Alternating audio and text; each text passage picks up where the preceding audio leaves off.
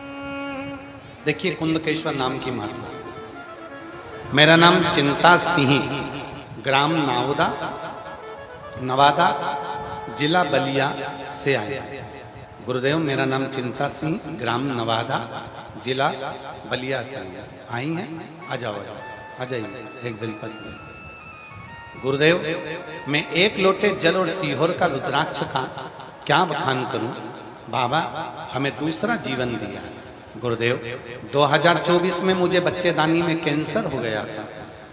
आप हमेशा कहते हैं कि डॉक्टर भगवान होता है, लेकिन मुझे डॉक्टर ने बोला कि अब जो भी करेगा वो ऊपर वाला करेगा, हम कुछ अभी कह नहीं सकते। गुरुदेव मेरे 2 बच्चे हैं, एक लड़का एक लड़की। पति 12 वर्ष पहले ही चले गए। बच्चों के लिए बड़ी दुख की घटना हो गई कि मेरे कैंसर है। बाबा हम इतने तकलीफ में हो गए कि बच्चे दिन रात रोते और मैं भी रोते, कोई सहारा नहीं। डॉक्टर ने कहा कि कैंसर ऐसा फैल चुका है कि हम इसका कुछ नहीं कह सकते। जवाब डॉक्टर आप कहते हो कि डॉक्टर भगवान है, तो डॉक्टर ने भी कह दिया कि भगवान के हाथ किसके पास। तब टूट चुके थे। एक दिन टीवी देखते देखते आपकी कथा मिली। मेरी सहेली ने मुझसे कहा कि तू कथा सुना कर। सहेली ने मेरे बेटे को बोला तो रोज एक लोटा जल और एक बेलपत्री लेकर मंदिर से जाओ और बाबा को चढ़ाओ, और वही जल बेलपत्री अपनी मम्मी को खिलाओ।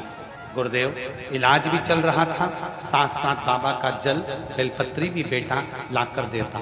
गुरुदेव 2025 में पता चला कि सीहोर कावड़ है। मैं अपने बेटे से बोली कि मैं जाना चाहती हूँ। बेटा बोला मम्मी कावड़ में तो भीड़ होती है सीहोर में, तू जाकर क्या करेगी, तेरे से खड़े रहते नहीं बन रहा, चलेगी कैसे। मैंने अपने बेटे से कहा कि मैंने सुना है कि सीहोर की जो कावड़ भराती है प्रदोष की, वो कावड़ जीवन का सारा सुख दे देती है, तू मुझे ले चल। मेरा बेटा मुझे कावड़ में लेकर गया। गुरुदेव मैं 2 कदम चल नहीं सकती थी, कावड़ में मैं 11 किलोमीटर पैदल चलकर बाबा को जल चढ़ाया। वहां पर रुद्राक्ष नहीं मिल रहा था। हमने रुद्राक्ष का पूछा तो कहा यहाँ रुद्राक्ष उत्सव में नहीं मिलता। मेरा बेटा मुझे लेकर आ गया, कावड़ का चढ़ा हुआ जल मैं लेकर आ गई, और बेटे को 15 दिन के बाद वापिस मैंने सीहोर भेजा। वहां पर उसे रुद्राक्ष लाया, और 15 दिन बाद बेटा गया और रुद्राक्ष लेकर आया। उसको तांबे के लोटे में गलाकर बाबा को चढ़ाती।